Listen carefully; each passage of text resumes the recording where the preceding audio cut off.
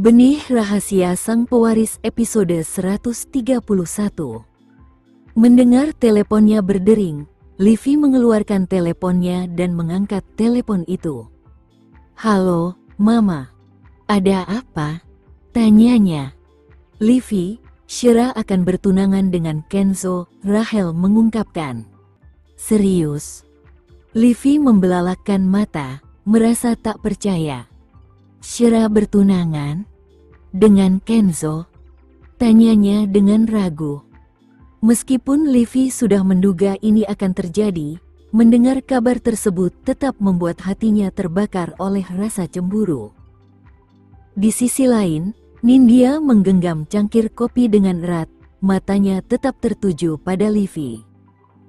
Kata-kata Rahel bagaikan pisau yang menancap dalam hati Nindya. Bagaimanapun juga, Shira akan menjadi istri Kenzo.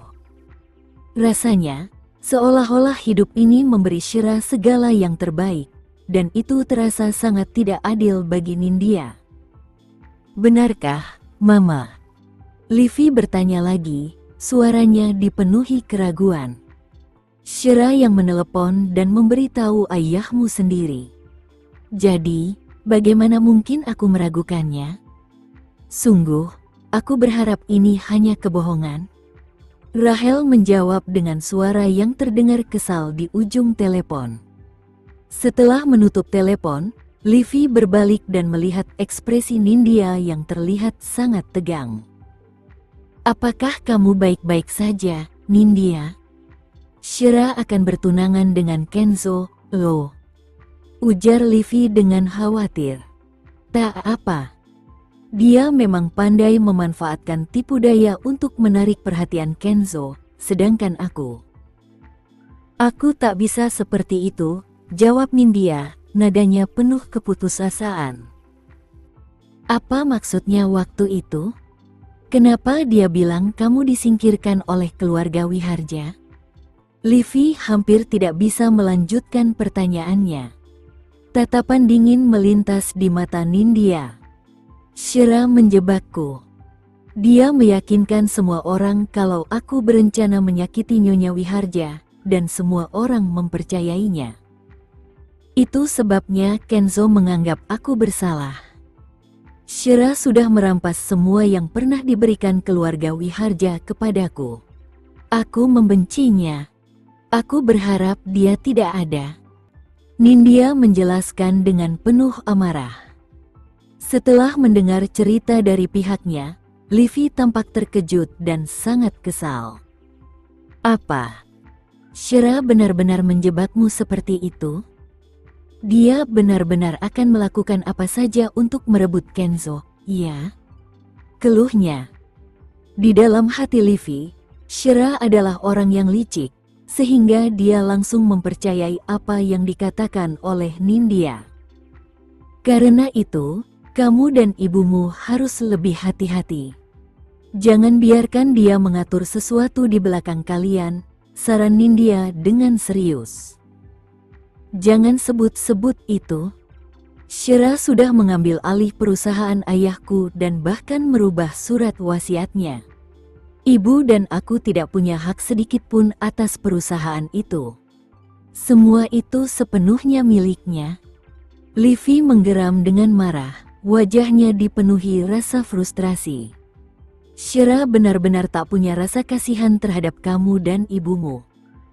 Bahkan dia tak memberi sedikit pun bagian dari harta perusahaan itu," kata Nindya berpura-pura menunjukkan simpati, meskipun ada kebencian di matanya. Mendengar itu, Livi semakin emosi. "Dia tidak sabar untuk menghancurkan ibu dan aku," katanya dengan penuh amarah. Mendengar hal itu, Nindya mulai menanamkan rasa takut pada Livi. "Livi, sekarang Shira adalah Nyonya Wiharja. Jika dia menemukan kesempatan di masa depan, dia tidak akan membiarkan kita lepas begitu saja," katanya dengan nada serius. Seperti yang diperkirakan, kata-kata Nindya membuat Livi cemas, dan ekspresinya pun berubah. Dia menoleh ke Nindya dengan wajah penuh kekhawatiran, lalu bertanya, apa yang harus kita lakukan? Apakah kita akan terus dihancurkan olehnya seumur hidup kita? Ekspresi penuh tipu daya terpancar di mata Nindya saat dia menjawab, lebih baik kalau Shira dan Kenzo tidak jadi bertunangan. Apa maksudmu, Nindya? Tanya Livy dengan pikiran kosong. Setelah kehilangan sebagian besar hartanya, Nindya tidak memiliki banyak pilihan. Tetapi dia tahu bahwa dia tidak bisa membiarkan Shira dan Kenzo melangkah lebih jauh. Nah, Livy, mari kita pulang dulu. Aku butuh waktu untuk memikirkan cara menghadapinya, kata Nindya dengan yakin. Baiklah, selama kau punya rencana, aku akan membantumu, jawab Livy polos, tanpa sadar bahwa dia sedang dijadikan alat oleh Nindya. Nindya menepuk bahu Livy dengan sikap santai. Livy, Shira adalah musuh kita bersama. Kita akan hadapi dia bersama-sama. Tentu saja, jawab Livy dengan semangat. Tak lama kemudian, ponsel Nindya berdering dan dia segera meraihnya. Biar aku angkat teleponnya, katanya sambil berjalan menjauh. Setelah beberapa langkah, Nindya mengangkat teleponnya. Halo, kamu di mana? Ayo makan malam bersama.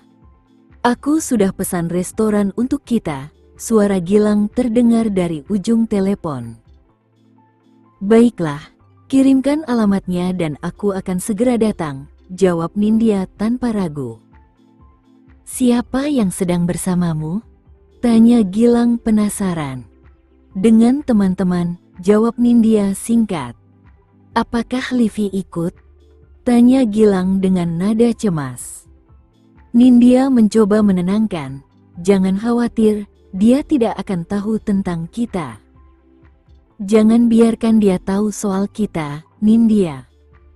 Aku sudah bilang, hanya dia yang bisa membantuku menguasai Nugraha Constructions, Gilang mengingatkan dengan suara rendah namun tegas. Aku mengerti, jawab Nindya sambil tersenyum kecil. Dia tahu selama bisa mempertahankan posisinya di hati Gilang, dia juga akan mendapatkan akses ke keuntungan besar dari Nugraha Constructions yang akan jatuh ke tangannya di masa depan. Ini juga bisa menjadi cara untuk membalas dendam pada Shira. Pacarmu? Tanya Livy dengan penasaran sambil menatap Nindya yang baru saja menutup telepon. Hanya teman, jawab Nindya sambil mengedipkan mata. Ayo, kita pergi. Kita belanja lagi. Malam itu, Kenzo menjamu tamu terhormat, Brian dan Lucas, di villa milik Kenzo. Keduanya datang membawa hadiah untuk Leon, yang sangat dihargai oleh Leon karena kedekatan mereka dengan Kenzo. Ketika Lucas dan Brian melihat Leon, mereka merasa bimbang apakah harus memberitahu Kenzo tentang sesuatu yang mereka lihat. Mereka khawatir Kenzo akan marah jika mereka membicarakannya, tetapi jika mereka diam saja, mereka merasa tidak nyaman. Melihat Leon, mereka tak bisa menahan diri, merasa bahwa Leon seperti cerminan Kenzo di masa kecil. Dari pertemuan ini, mereka teringat dengan jelas sosok Kenzo ketika masih anak-anak. Kenzo yang mereka kenal saat berusia 8 tahun, tumbuh bersama mereka, dan latihan bersama sampai usia 16 tahun. Itulah sebabnya ketika mereka melihat Leon, mereka merasa seperti sedang melihat Kenzo saat masih kecil. Keduanya tampak sangat mirip. Namun, saat dalam perjalanan pulang, Lucas dan Brian menyadari bahwa anak Shira sama sekali tidak ada hubungan darah dengan Kenzo. Bisa dibilang, kenyataan bahwa ayah dan anak itu memiliki kesamaan fisik memang sudah takdir. Leon, maukah kamu datang ke rumahku suatu saat nanti? Tanya Lucas sambil tersenyum ramah. Apa pekerjaan kalian, Tuan Lucas Wilbert dan Tuan Brian Lewis? Tanya Leon dengan rasa ingin tahu, karena sikap mereka berdua sangat berbeda. Aku ini pemalas, jawab Lukas sambil tertawa. Namun, ia menunjuk Brian. Kalau ada orang yang menindasmu, kamu bisa cari Brian Lewis. Dia sangat ahli dalam memberi pelajaran pada orang jahat. Brian mengangguk serius. Betul, aku bisa menangani orang seperti itu. Baiklah. Jadi, jika suatu saat ada yang tak bisa ditangani oleh Tuan Wiharja, aku akan meminta bantuanmu, kata Leon sambil tersenyum. Lukas dan Brian saling bertukar pandang dengan senyum puas. Ternyata, Leon merasa nyaman dengan mereka. Begitu Leon pergi, Lukas langsung menoleh ke Brian. Apa pendapatmu? Mereka sangat mirip, bukan? Hampir tak ada bedanya, jawab Brian sambil mengangguk setuju. Setelah percakapan singkat itu, mereka berdua segera mengejar Leon. Semakin terasa kedekatan mereka dengan anak muda itu. Aku penasaran, apakah anak kita nantinya akan sehebat Leon kalau kita punya anak suatu saat nanti? Ujar Lukas sambil menyilangkan tangan, memandangi jauh ke depan. Itu mungkin terjadi bertahun-tahun lagi, dan aku belum tentu ingin memiliki anak, jawab Brian dengan yakin. Lukas tersenyum kecil sambil mengerutkan bibirnya. Baiklah, kalau begitu. Kita lihat siapa yang akan menikah terlebih dahulu, ujarnya sambil menyarankan. Apa ada hadiah untuk taruhan ini? Brian terlihat tertarik. Tentu saja. Siapapun yang menikah lebih lambat harus memberikan $1 juta, jawab Lukas. Tidak mungkin. Aku tidak punya uang. Brian langsung menanggapi dengan nada pelit. Lukas terdiam sejenak, sedikit heran dengan keluhan Brian. Pria ini seharusnya tidak kekurangan uang, apalagi dengan bisnis yang dikelolanya. Namun ia selalu tampak enggan untuk membayar lebih untuk hal-hal kecil. Bahkan ketika kemarin Lukas mengajaknya makan malam, Brian menolak mentah-mentah. Baiklah, Lukas akhirnya menyerah, $10.000. Itu sudah harga terendah yang bisa kuberikan. Kesepakatan, kata Brian sambil tersenyum lebar. Keduanya, meskipun sudah dewasa, tetap asyik bertaruh dengan cara yang sedikit kekanak-kanakan. Beberapa saat kemudian, Kenzo turun dengan pakaian santai. Untuk membantunya bergerak lebih mudah, Robert memberinya tongkat penyangga yang entah dari mana asalnya.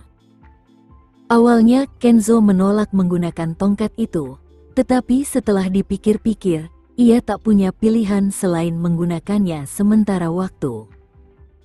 Kenzo, kami akan pergi setelah pesta pertunanganmu selesai, kata Lukas.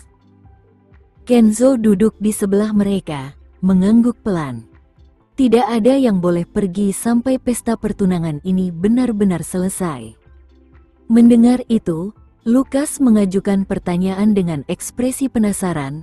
Kenzo, bagaimana rasanya jatuh cinta pada seseorang? Aku sudah bertemu dengan banyak wanita, tetapi tak ada satupun yang membuatku merasa begitu. Sulit untuk menjelaskannya. Kamu akan tahu ketika bertemu dengan orang yang tepat, jawab Kenzo, sedikit bingung dengan pertanyaan itu.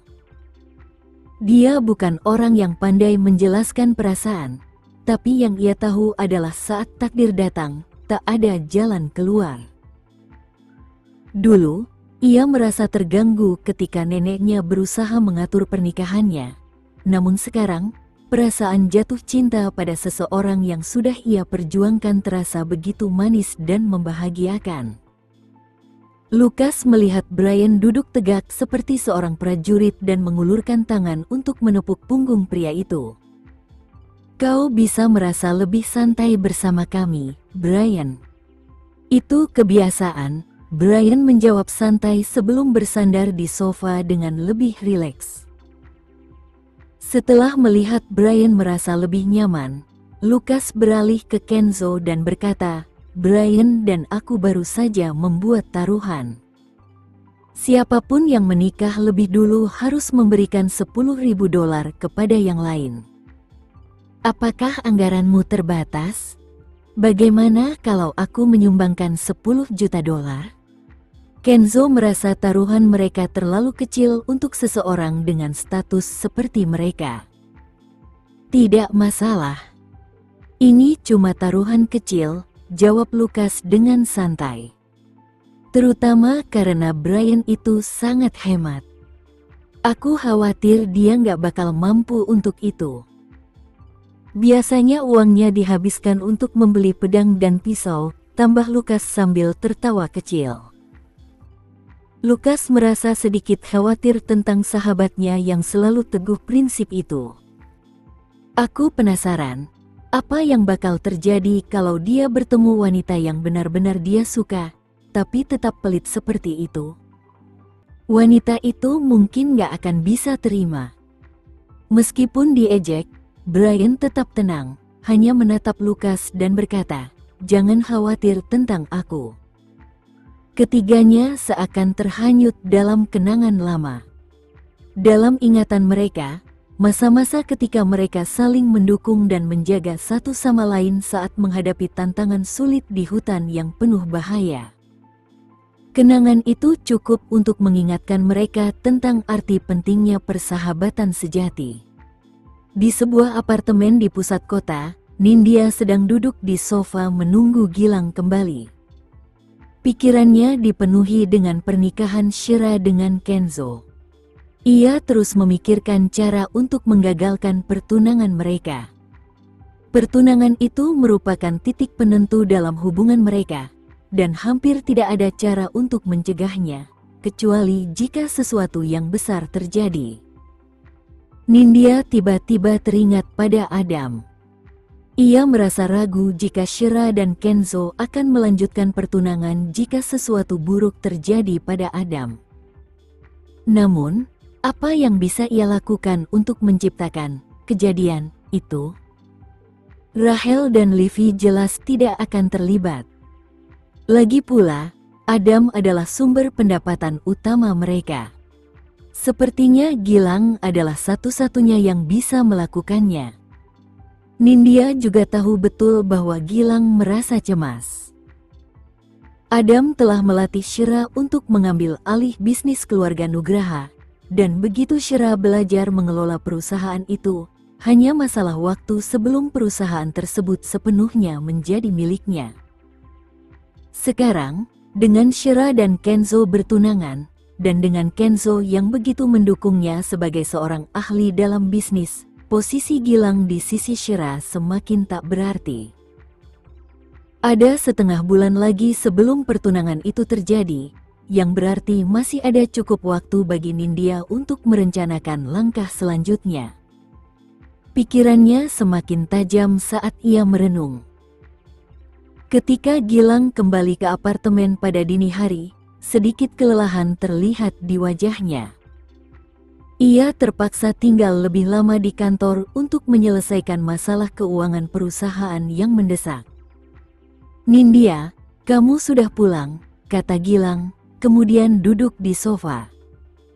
Nindya segera mendekat dan memeluknya, kemudian berjinjit untuk menciumnya. "Aku sudah menyiapkan mie untukmu. Ayo makan," katanya dengan senyuman.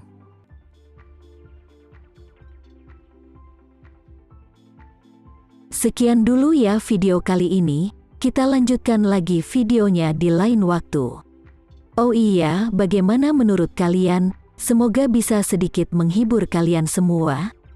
Untuk teman-teman yang baru nonton, jangan lupa subscribe ya, hehehe.